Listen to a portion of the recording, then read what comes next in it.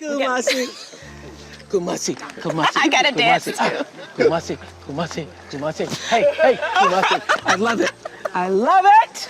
What It's a beautiful official now. name. Thank you. Oh, what's its origin? It's from Ghana. From Ghana. I went there for the first time. Kumasi. Kumasi. I'm ready. Come on, take Let's have to say it from now on. Yes, Kumasi.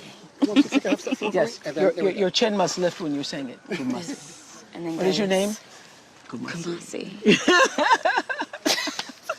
Yes. It's not a humble name. It is like, I am here. You have to say it You have to like say you mean it. Like you mean it. Like you know what you're talking about. Right. This is fun, right? This is so much fun. Yeah. So everyone, I am here with Oprah. We just got through with a wonderful hike and a meditation. And you know who I'm here with? Kumasi. It's official. I love that name. What made you want to come here to Oakland? Well, first of all, when I heard that there was something called outdoor Afro, and that outdoor Afro is breaking the illusion that people of color don't enjoy the outdoors and experience healing and empowerment from it. That's right up my alley because, first of all, my church is my trees in the front yard. That's where I rejuvenate myself. That's how I restore myself. And anytime I'm feeling great, I'm not feeling great, I'm feeling like I want to celebrate, I'm feeling like I want to relax, I'm feeling like I just want to be, I'm feeling like I just want to pray, I find myself a spot under my trees, which I call the apostles, because 12 of them form. And so to find that you have all these beautiful, like-minded people here in Oakland who feel the same is really kind of inspirational to me. I'm like, I didn't know y'all existed. They are here. They are here. We are so cool, loving ourselves. This is Yes. so cool. Yeah. I liked how you talked about how being in your front yard was part of your self-care. Yeah. How do you care for yourself? You're doing this tour. We know you have so much going on. How Yeah. do you find time for that, and why is it so important for you? Well, I find that nature is God expressing itself as all the things that nature has to offer, and that we are just an extension of that. We are just human beings expressing ourselves as human beings, these spiritual beings expressing ourselves. So I find time because there is no life without returning to what is the spirit of you and what is the essence of you. And that's why I was literally rejoicing when I heard that there was such an organization as Outdoor Afro. I didn't know until this week that such a thing even existed. Thank you, Internet. And so that is how I give back to myself. I give back to myself. Hello, motorcycle. I give back to myself by getting still, and it is only by being in nature. And sometimes it's just looking at a leaf or a flower or a branch, or it doesn't mean you have to come to Joaquin Miller Park and have to hike in the redwoods. It just means finding something that is alive and noticing the stillness within that aliveness, and how that stillness and that aliveness is the same that is resonating in you. That's how I restore. and it's all about wellness, which we know your tour is all about too. That's my favorite word this year. Yes. Talk about this tour, because you look like you're having a blast. I am having more fun than I imagined, and I imagined I was going to have a good time. But I didn't imagine that each stop would bring its own kind of energy. So every city has its own personality, it has its own vibe, and I just sort of find myself flowing into whatever that vibe is. And our incredible guests, from Michelle Obama to The Rock to Tracy Ellis Ross last week, beginning with Gaga and Amy Schumer, and now tomorrow, Kate Hudson. It's exciting to sit down and talk to other people who share the same vision of wellness, and everybody is expressing it in the same way. And this is what I was feeling for myself. Kumasi. I was feeling this, that we are so disjointed, disunited, disconnected in every area of our lives, in our culture. What has been the wonderful thing is to look out in that stadium and to see that you have people from red states ideology, blue states ideology, purple states, no states, independence, and we come together under one roof with one goal, and that is to be well. And to live in the space of wellness. And so that's the joy for me, is to being able to connect people that way. It seems like a big undertaking for the 8 hours that we're in, but people are really transforming. Oh, yeah. I wouldn't do it otherwise. Otherwise, I just stay at home under my trees. I mean, so, but my word this year, and I believe everybody needs to figure out what their word is, and that's why I love that this group does the same thing, Outdoor Afro. My word is purposeful, and so I don't do anything unless I believe that it's going to have some purpose or some meaning, not just for myself, but for also other people. What's your word? Do you have a word? My word, I think, is your favorite word, surrender. Surrender. Oh, I surrender. I'm in the surrender phase. Okay. That's how you Yes, begin. and just allow. That's how you begin. And just allow. Okay. I think it's interesting because you are calling people to make some changes. You're challenging them in a way through this to take care of their health and their wellness.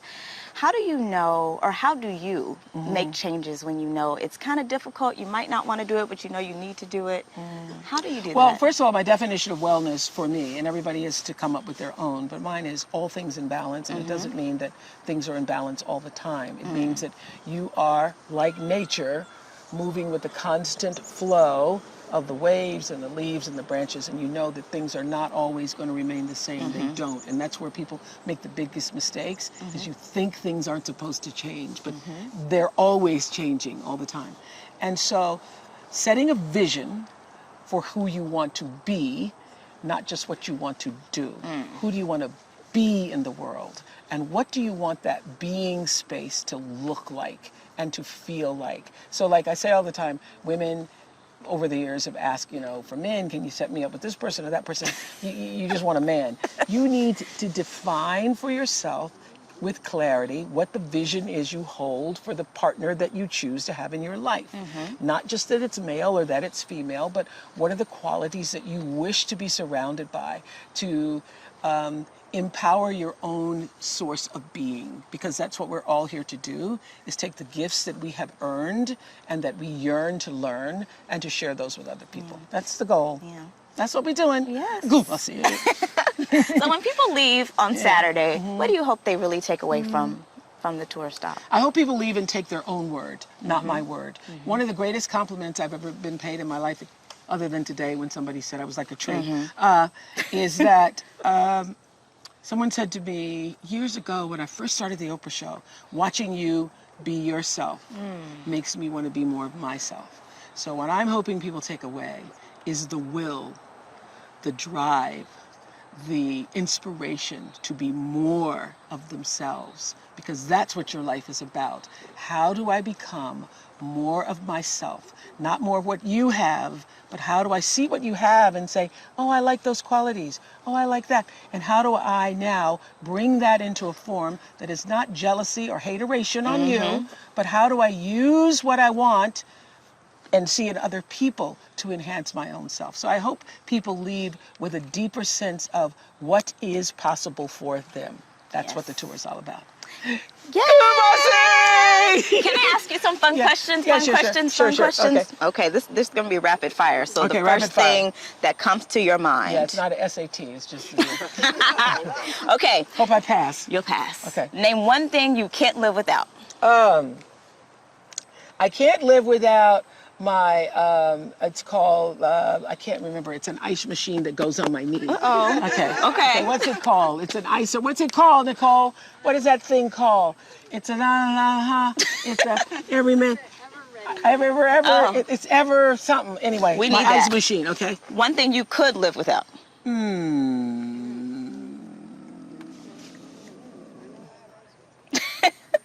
Oh, I could live without a lot of things. Let's just think about food. I could live without sugar. I could do that. I agree with that. Yeah. Okay, mountains or beach? Oh, definitely mountains. Aisle or window? Oh, definitely window. Your favorite movie? Of all times, I think it would not be The Color Purple, but that's good. Favorite movie of all time is I'm Walking Here, Midnight Cowboy. Okay. The other favorite movie is One Flew Over the Cuckoo's Nest. Other favorite movie is To Kill a Mockingbird, Scout and Atticus and all those. Love those. That's enough, right? That's enough. Okay, good. What advice would you give your teenage self? Oh, girl, hold on. Biggest tip. Well, biggest tip then. Hold on. Oh, what a ride. Hold on. What a ride, girl. It's going to be okay. Your nose is going to grow into your face.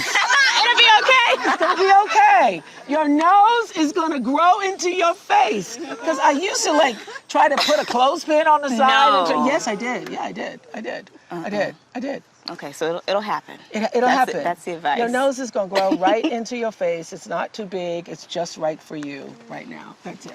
Okay. What? What's the worst job you ever had? Oh, the worst job I ever had. Well, I've only had a few. The worst job I ever had was working in, I had two worst jobs.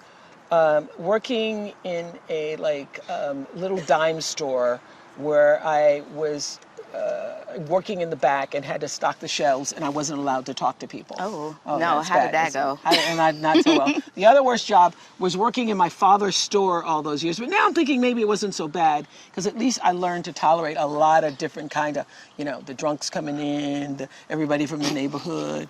I used to say to my dad, all those years I worked, never got paid, and he'd have like cookies for a penny. So you got to sell 100 to get a dollar. So working in my father's store, and then working in a retail store. Awesome. Well, thank you. Thank you. It was so good to meet you and talk with you. Good. Kumasi. Kumasi. I'm saying it like this. Thank you all. Can we take a picture? Sure. Oprahs. Okay. 3, 2. Yay. What could I live without? Good. I'll be thinking about that 2 days later. Look at us. We're just alike, all of us. We love the outdoors. Black people in the outdoors. Breaking myths. Yay! Thank you. Look, I still can't believe that happens sometimes when I look at the video. It's crazy. It was just like a few minutes. You saw how long it was. Rue and Oprah took us on a hike through the redwoods where, after a moment, she invited us to look up and to look within. And I'm going to do another video about this. It's not just meeting Oprah. That was cool. Kumasi. I gotta dance too. Kumasi.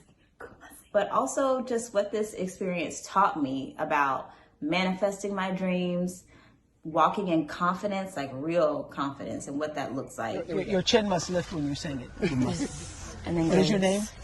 Kumasi.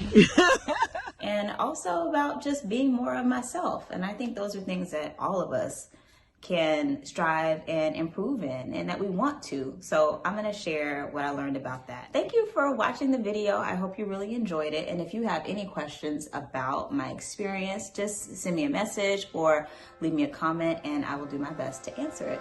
All right, talk to you soon. Bye.